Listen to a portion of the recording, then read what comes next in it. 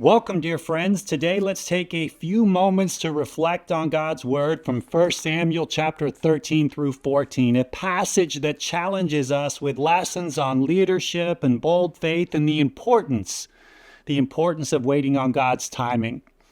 In 1 Samuel 13, we witness King Saul in a critical moment. Faced with mounting pressure, instead of waiting on the prophet Samuel as God has instructed, Saul takes matters into his own hands by offering a sacrifice.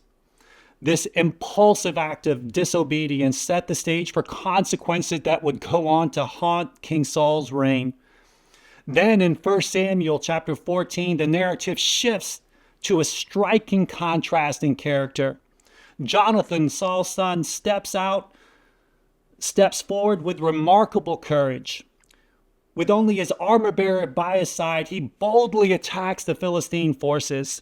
His faith and daring lead to an unexpected victory that brings hope to his people. Yet even in triumph, this story reminds us that rash decisions, like Saul's, can undermine God's purpose.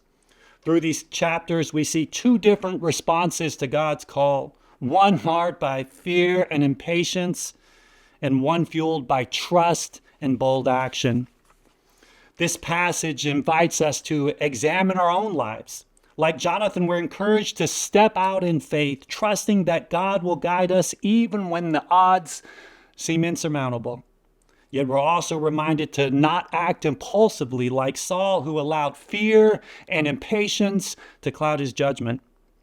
In our daily challenges, whether it be at work or our relationships or the personal struggles that we all go through, we're called to balance courage with obedience. When we pause to listen to God's guidance, we discover that His timing is always perfect. Let this story inspire you to lean into God, trusting that bold faith combined with patience can lead to breakthroughs even in the toughest of situations. Yes, even in your situation. Take a moment to reflect.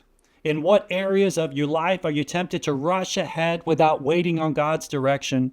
How might you cultivate a heart that balances decisive actions with the humility of seeking His guidance? Consider the difference it can make when you choose to trust in His plan rather than relying solely on your own strength. My brothers and sisters, thank you for joining me in this time of reflection. May you walk in the courage of Jonathan and the wisdom that comes from waiting on the Lord.